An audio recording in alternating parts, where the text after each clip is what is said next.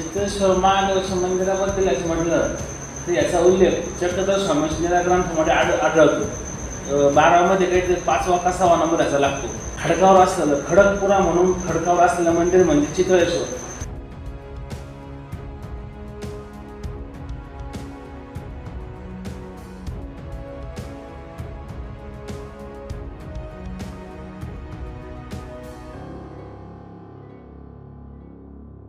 चितळेश्वर चिंतामुक्त करणारा चितळेश्वर। जेव्हा हरिहरेश्वर भेट असते ते पौर्णिमेला तेव्हा तिथे यात्रा भरती। सिन्नर शहरातले 12 ज्योतिर्लिंगामध्ये या चितळेश्वराचा नंबर लागतो। त्यानंतर चक्रधर स्वामीच्या निळ्या ग्रंथामध्ये चक्रधर स्वामी तिथे थांबलेले आहे।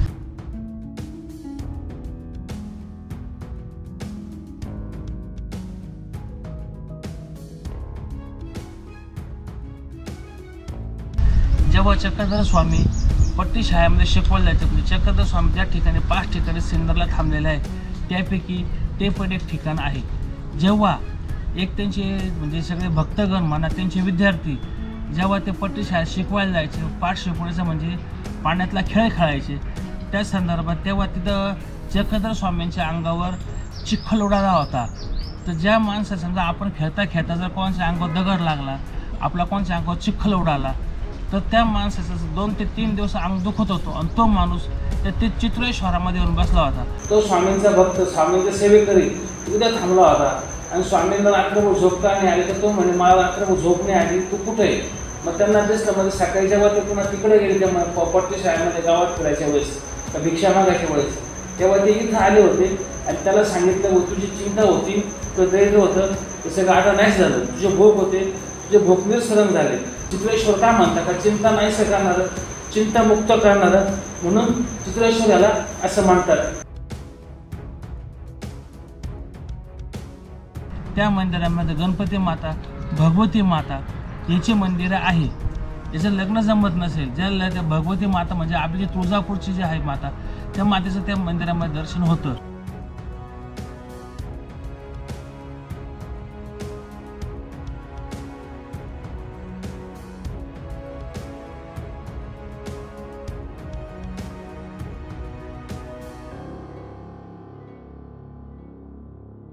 आणि आपण जो म्हणतो खेळ खेळणं विशिष्ट राज्याची ज्या ज्या खुणा आहे, पाऊल खुणा, ढग्या डोंगर, परत गोंदेश्वर, आळेश्वर आणि मुक्तेश्वर या ठिकाणी जो खेळ खेळतो तो खेळ तिथं खेळला तर प्रगती होते। आता इथं उमऱ्यावर आहे, ढग्या डोंगराला आग्नेयाला आणि वायव्याला 2 ठिकाणी ते खड्डे आहेत। ते खड्डे नसून तो आता खेळ आहे, त्याला खेळ असं म्हणतात। तो खेळ जर खेळला तर कुठं किती फायदा होणार, पर्जन माप तुम्ही कसं मोजणार असं आहे।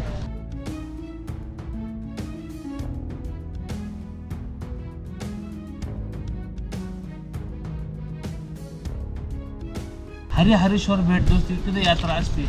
खडकपुरातील सर्व रहिवासी व सिन्नर शहरातले रहिवासी श्रावणामध्ये 4ही सोमवार तिथे यात्रा असते। महाशिवरात्रीला यात्रा असते। समोर नाथ मित्र मंडळ आहे, नाथ म्हणजे नाथपंथी मित्र मंडळ आहे, ते सगळे एकत्र येऊन तिथला उत्सव साजरा करतात। चिंतामुक्त करणारं चक्रधर स्वामी थांबलेलं असं चित्रेश्वर मंदिर आहे।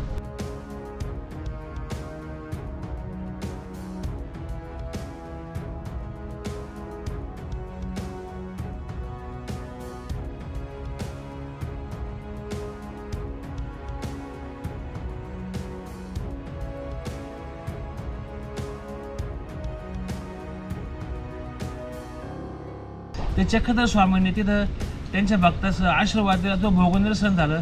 भोग म्हणजे चिंता निरसन झाले म्हणून चिंतामुक्त करणारं म्हणून चित्रेश्वर असं नाव पडलेलं आहे त्या मंदिराला।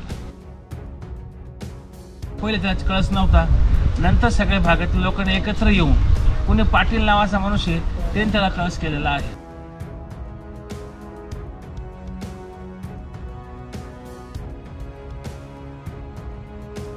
ते पूर्वेला मंदिर आहे, खडकपुरा आहे। खडकपुरा असं का म्हणतात तर सिन्नर शहराच्या सगळं खडकावर मंदिर म्हणजे खडकावर तो भाग आहे म्हणून त्याला खडकपुरा असं म्हणतात।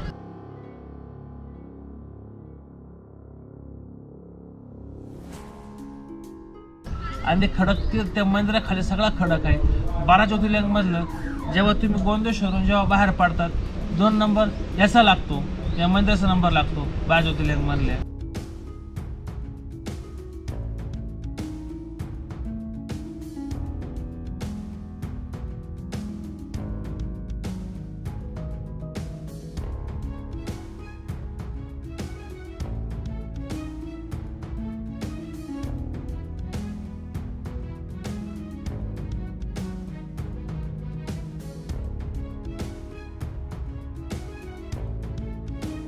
पाण्यात जर बघितलं सिन्नर शहरामध्ये 12 ज्योतिर्लिंग, गोंदेश्वर बघितलं 10व्या शतकात बांधायला सुरुवात केली, 12व्या शतकात संपलं.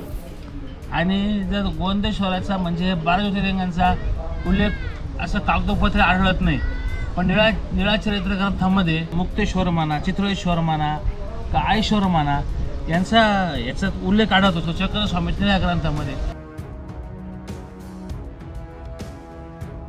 चक्रधर स्वामी वर्ष येऊन गेले 800 वर्ष, आणि 10वे शतक आणि 12वे शतक, आता समजा आता 22वे शतक चाललेले, आता 20वे शतक चालू आहे. जनरली 1000 ते 1200 वर्ष म्हणजे मॅक्झिमम 1000 वर्षापूर्वीचे हे मंदिर आहेत.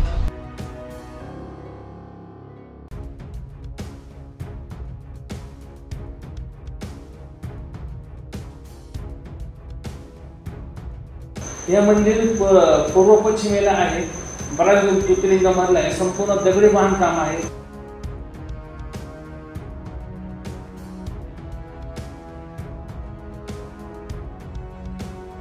ज्या लोकांच्या मुलींची लग्न जमत नाही लवकर, ज्यांना आपली तुळजापूर म्हणा कोल्हापूर जायची इच्छा असून ऐपत नसतील, त्या लोकांचं इथंच पाय येऊन पडल्या. जर तुळजाभोवची भवानी माता आहे, इकडे गणपती माता आहे आणि आतमध्ये पिंड आहे. जर याच्याचं दर्शन घेतलं तर आपलं लग्न जमतात, आपल्या जे काय असं कटकट दूर होतात. खडकपुऱ्यावर चक्रधर स्वामींचे पाय लागलेले ते त्या काळाचे दिवस मंदिर स्थापन केलेले असं हा चित्रेश्वर चिंतामुक्त करणारं चित्रेश्वर.